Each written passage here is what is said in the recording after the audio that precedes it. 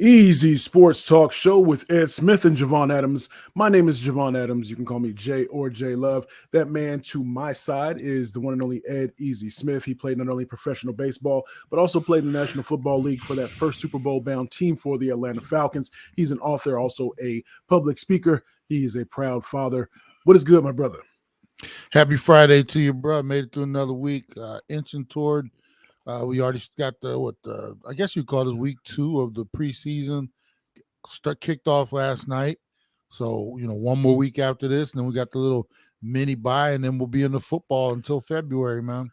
Football in terms of professional football and college football. And as always, because we've been working together for so long, you put it up on a T there. Came across something that on ESPN that essentially what's going on before we went to this, what is it, the field of 12 now, right? In terms of the college football playoff. It oftentimes when it came down to trying to figure out who was going to make it in that championship, in that 4-team playoff system, the conference tiebreakers, looking at some of those different things to see kind of where those teams would fall. Well, it was announced yesterday that the committee is not going to use those conference, the conference winners as tiebreaker and all those things. And I wanted to, did it ring to you? It made me think, the first thing it made me think was either they're going to be, and when I say the big one, I always forget Big 10, Big 12, which one is the better one. I think it's Big 10. Big 10. Big 10. But it makes me think that the playoffs will be comprised of mostly SEC teams, like a big number of SEC teams. Am I overblowing that? Or when you saw that, what did you think about when we're looking at the playoffs and how it's going to be a cash grab? It's not just about being a championship, but it's a cash grab for these schools as well. Yeah, absolutely. And to be perfectly honest, Jay, this is eventually, in my opinion, going to turn. We've already seen the Pac-12 wither and go away. They still have their 2 teams, but we know that's going away. The Big 12 is more of a basketball conference, as well as the ACC. The Big 10 and the SEC, along with maybe the ACC trying to sneak a team or 2 in there. Eventually, this is going to turn into the SEC Big 10 Challenge. That's basically what it's going to be. And just to start the season off, the top 10, they've got the AP top 10, right? 8 of the top 10 teams are either SEC or Big 10. Then you got an independent Notre Dame snuck in there to make it 9. And at number 10 comes your first ACC team at number 10, right? Yeah. So, and that's just the early prognostication. Obviously, we know there'll be a lot of shakeup between here and December. But if you ask me, I mean, that's the writing on the wall. The way these teams are using the NIL, and then just the talent pool in itself. If you're a big time college football player, you're looking to get into the SEC. That's where the biggest challenge is. There's where most of the talent's going, where most of the money's going as well. You got Texas and Oklahoma now sneaking over there, with all those other SEC teams, Georgia, Alabama, run down your list. And then the Big 10 is trying to keep pace. They're bringing over Oregon, Washington, USC, UCLA. They're trying to, keep pace. This is, like I said, you talk about money grab. This is, at some point, like I said, they're going to want to make us think that this is the best 12 teams. But, man, I mean, when it's all said and done, I don't care what tiebreakers you use. I don't care what formulas you use. One, your eye test is going to tell you it's going to be all SEC and Big 10 when it all comes down to it in the end. And the almighty dollar obviously is going to rule everything. But, I mean, it is what it is at this point. I don't even know how you can shake it out. And you think about the last 10 to 15 years of, NCAA champions. I mean, they've come from either the SEC or the Big 10 for the most part. I mean, we were joking a long time about the Pac-12, do they even compete now? And like I said, now we've seen them kind of taken apart. But it's all about money, bro. Yeah. And the have-nots will have, and they're going to eat the rest of them. Now, what I hear some of the other talking heads out there, at some point, they're going to go to more of like an NFL style, where by region you're going to have the SEC East, the whatever West, and break it up to regions where teams will play by their region and then come together as well in whatever non-conference or something like that. But at this point, I mean, I'm just get rid of the numbers. Big Ten, it's been the Big Ten for about 20 years or so now. Big 12, I mean, even it's like it's going to be a free fall, and we've already seen the writing on the wall, if you ask me. And then when we know with the litigation in the ACC, what is it? I want to say not Clemson. Yeah, Clemson wants to get out, and Florida State. Yeah, Florida State wants to get out, and it's unfortunate. This is what you see, and when I say this, I'm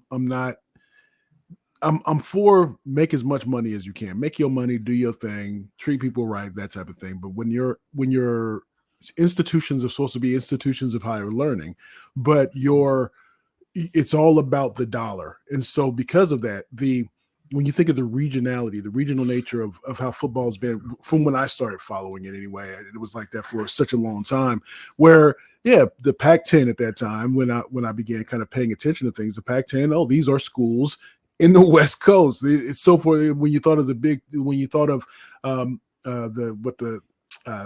SEC, you think of these different conferences, and it was the Big East. They were made for a reason, and now all of those are lost. And I think what's going to happen is, and I think we've already reached that inflection point, is that the passion that alumni or just fans of certain schools feel for when football comes around is going to get lost, and it's going to get lost, and you're never going to be able to get it back, because that machine will have really gone into it'll start to kind of feed itself. You'll never be able to put the genie back in the bottle and all those other type of terms that people use.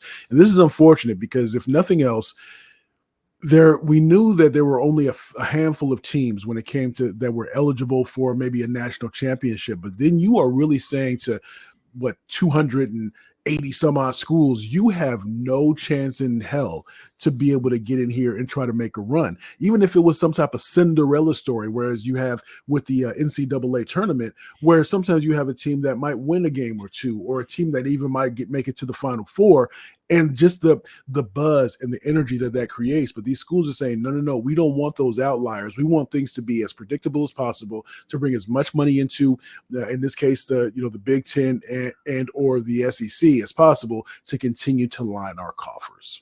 Yeah, and for anybody who's followed college football just as long as I have, had an opportunity to at one point being highly recruited and all that kind of stuff. It was all about the tradition back in the day. It was about, your conference, the biggest matchups in your conference, in the Big Ten, your Penn State, Michigan, and that's all going to be so watered down and diluted when you start adding all these teams from around, not just, what the ACC, what does that stand for, Jay? Atlantic Coast Conference, right? That meant up and down the Atlantic Coast. That's all of our teams, We can stray a few miles inland. Now we're going across the country. Just anybody. It doesn't matter where you play, who you are. Come on and join the Atlantic Coast. The Pacific 12. That used to be on the West Coast. So what we're going to lose is because these conferences are getting so big now with 16 teams, and they're going to get bigger, that some of those matchups that we've grown so accustomed to, they're going to be on rotation, because everybody has to play everybody at some point, year in and year out. You're going to lose some of those big time matchups. You're going to sacrifice Michigan, Ohio State. I don't know if that one will ever go away. That's too massive. But at some point, the other schools, Washington, Oregon, and USC, they're going to have to get deep into the mix, and they're going to start taking away some of those classic the matchups. And for me, that was what college football was all about through the season. It wasn't about let's create the biggest bowl, and championship series we can get. Me personally, I would have liked if, instead of going from 4 to 12, if they went from 4 to 8 and maybe kept some of the conferences together. The death of the Pac-12 we're going to look back on this one day, Jay, and we're going to say that's where it all started right there. Whatever we're heading toward, we're going to get to a point where we say that's where it all went, to hell in a handbasket. And it's sad because, like I said, it's all about that money now. And anybody that tells you different, they're just either fooling themselves or trying to pull the wool over our eyes and piss on our leg and tell us it's raining. Yeah, there is something that a once in a while event such as maybe when Alabama played USC, right? That's there's something cool about that, right? But it just doesn't have the same type of punch and panache when you talk about Michigan playing USC pretty much every year, right? There's something different about that. I'll give you a similar thing. When MLB went to all interleague play throughout the year, right? Mm-hmm. There was a time when the NL and AL never saw each other except for the All-Star game and then in the World Series. Now, every week, there's one or two interleague matches just because of the way they have everything set up, 15 teams on both sides. So every week of the year, there's an AL team playing an NL team. It loses its flavor. By the time when we watched the All-Star game this year, we were like, well, we're finally going to no, wait a minute. They played during the regular season. Like certain matchups where you never would have seen back in the day, your Yankees matched up against the Mets, or that is so common now. And what's going to happen is that's exactly what's going to happen in college football, if you ask me. Those special moments, those special matchups are going to go away because, hey, they play each other during the regular season. It's like their 10th matchup in the regular season, and where before we never saw those matchups. We never saw an Oklahoma playing Georgia unless it was, in the championship series, whatever it was. But so now it's going to become, like I said, it's going to get so watered down. We're eventually going to become tone deaf to the fact that there are even any, like, I guess, great matches or anything we haven't seen before or rarely see. We're going to see it so much that it's, you become tone deaf to it. Indeed. Easy Sports Talk Show. He is Ed Smith. I am Javon Adams. We do this thing 3 times a week on Monday, Wednesday, and Friday. So along those lines, I want to let's make the transition to professional football. We know years ago there was the controversy with the kneeling with Colin Kaepernick and all the things that resulted from that. And I think people taking it really the message that was trying to be sent, people decided, I think they actively decided not to hear. It's almost as if you tell somebody, this is the definition of what I mean. No, it's not. That's not the way I interpret it is this. Well, what you interpreted is wrong. But having said that, Colin Kaepernick hasn't been in the league for years and years. And he's been wanting to get back in the league, and this might be a topic for another time. He's been wanting to get back in the league, but get back on his own terms, meaning, I want to be a starter. Dog, your starting days are done. He's 36 years old, I believe. And you can't come in. Maybe you can come back and maybe compete for a starting position. But if you're start or bust, maybe you need to, maybe he's doing that on purpose to say, I want to start or not. They don't let you start. They don't sign you because they're not going to let you start. And you say, see, I'm just out here trying to make change, happen. But Harbaugh, the new head coach for San Diego, for the Los Angeles Chargers, mentioned this week that he has spoken to Colin Kaepernick about becoming a coach in the NFL. And he hasn't gotten back to him yet. Harbaugh mentioned that he thinks that he'll be a really good coach. Your thoughts on Colin Kaepernick being a coach, or just, I think that he probably wouldn't do it because if he does it, that he admits that his run is done, that this part of his cause, I was going to say agenda, but this part of his cause is done. And so he has to really transition. And I think it would hurt his brand. And I could be way off base there, but I think one of the things that makes the mystique around Colin Kaepernick is because he doesn't talk a whole heck of a lot. And we just know what he wants to do when it comes to being, getting back in the NFL, but on his terms. I think he might be a good head coach. I mean, not head coach, but a good member of a coaching staff. But I don't know if he will take that. What do you think? Or when I sent that your way, what were some of the thoughts that came across your mind when it comes to Colin Kaepernick? Well, it seems like Harbaugh's trying to extend him an olive branch And it's almost like watching somebody in quicksand, bruh, and like you see them sinking, and on the outskirts you see somebody reaching over trying to help them out of it, and instead of them taking their hand, they keep thinking they can get out of it on their own. And the more they struggle, the more they move around, the deeper they sink into this quicksand. And that's almost like, for me, what Kaepernick is doing at this point. At 36 years old, bro, I mean, you haven't played in probably a decade now. I mean, I don't know, even know how long it's been since all that controversy. He's been out of the league. This is not me coming back at 26 to play in the NFL or give it a shot. This is a dude that's 36 years old trying to so-called make a comeback. That ain't happening, man. That's not happening. The money that these quarterbacks are making, and one, we all know they're going out and getting younger models, cheaper models, where you can have them on, this rookie contracts and stuff like that. Nobody's looking for a 36-year-old quarterback who was good, but was he ever great? Okay, no, I don't think he was ever what you call great.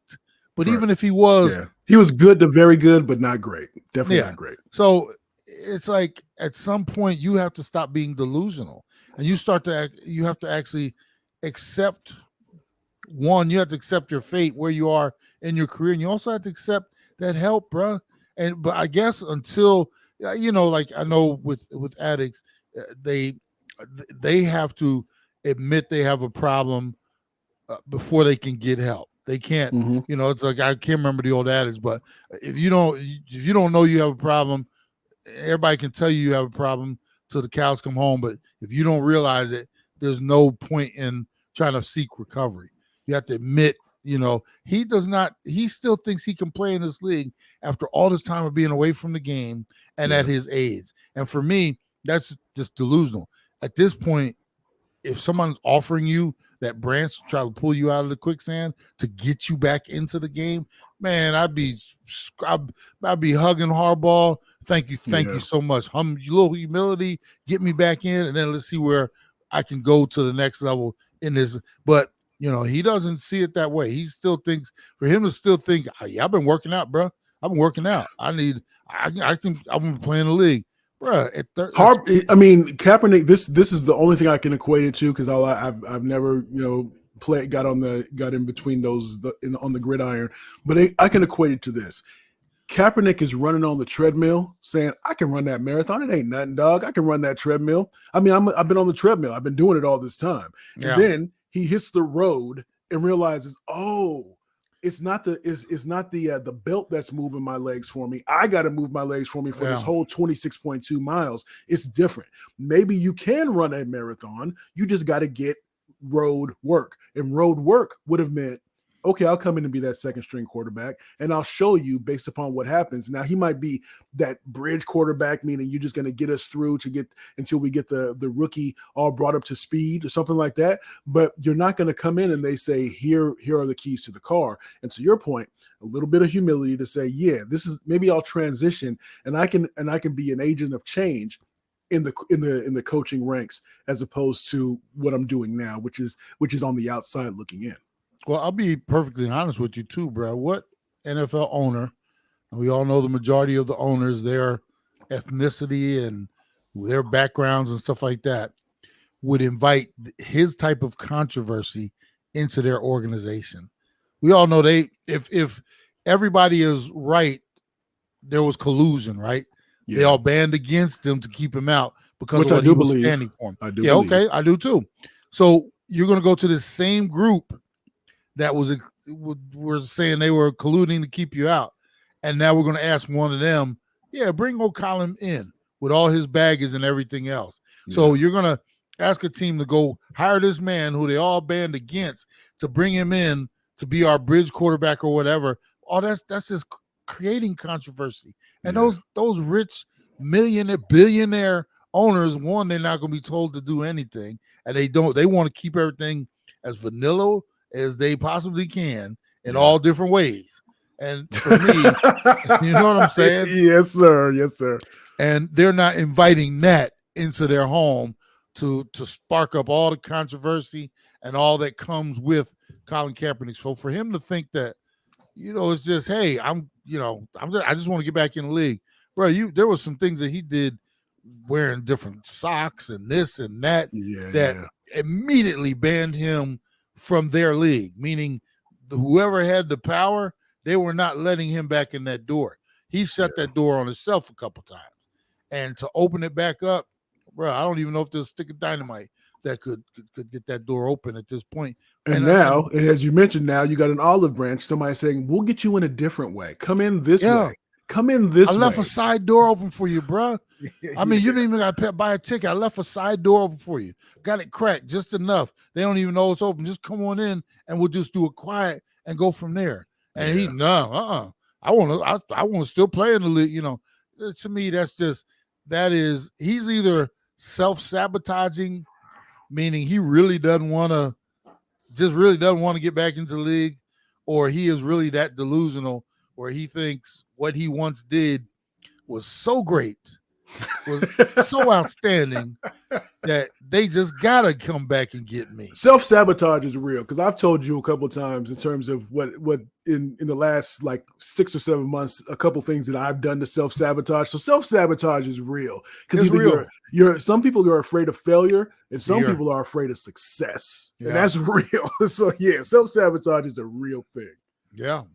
And who knows, maybe he's just so comfortable in what he's doing right now. I don't know how that man's making his money, but maybe he's making just enough to keep him happy, and he don't want to rock that boat. So, hey, I'll just say this and that. And I know they won't let me back in that way, and I'll just keep going on. It's the dude that always says the wrong thing to the woman, and the woman will say, all you got to do is just not mess it up. Yeah. And he just keeps saying the wrong thing. So he is Ed Smith. I am Javon Adams. We do this 3 times a week, Monday, Wednesday, and Friday. Make sure you tell a friend about what we have going on. Go to easysportstalk.com, easysportstalk.com, or however you got to the show. Make sure you like, subscribe, rate as high as you can. And you can also go to our YouTube channel, The Easy Sports Talk Show. Can I throw one thing out there, Bub, before you go? You got it. I'm in my highlight of my year right now with the Little League World Series going on. Yeah. And I actually have to, I guess, express how disappointed I am in one factor in watching the first couple of days of the Little League World Series. And it's a microcosm of what's going on in our society too when it comes to MLB and different things, you know.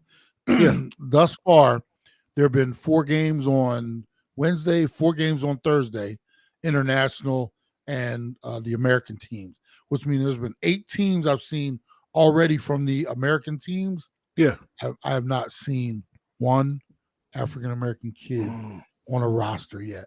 Yeah. And that is to me, man, I mean, I played on teams where it was all black when I was a little kid, depending on what areas we came from, stuff like that. Yeah. The fact that you do not have one so far, and I'm looking at the last 2 teams, American teams today, hoping that we find a face that looks like ours.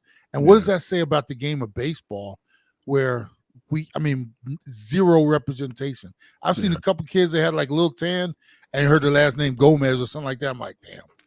That's from the diaspora, the Afro-Latin, but I get your point, and that's something we can let's take a deep dive on that on Monday, matter of fact. But to your point, and here's something that I'll say to that, is that, so we live here in Arizona. There have been a handful of athletes in hockey, and believe I'll circle it around, that have come from the state of Arizona because there was a concerted effort once when the Arizona Coyotes were here to do things to get a groundswell of support, to get kids interested in hockey and youth hockey and hockey rinks and all that stuff. And so as a result, it took years, but we started to see kind of the fruit come to the bearing of the fruit. And the same thing when you're talking about going to these areas where there are high concentration of African Americans and really starting the grassroots to try to get them introduced to playing youth baseball, to just playing like, the little league baseball, and then kind of going from there and really trying to get them to understand how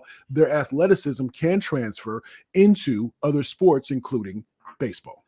All of these teams, I mean, because most of these teams are like travel teams, they're club teams. So obviously, but just the fact that there's no representation, I'm asking myself, what is MLB doing about this as well? Because we all know their numbers have taken a nosedive over the last bunch of years as far as African American players in the big leagues.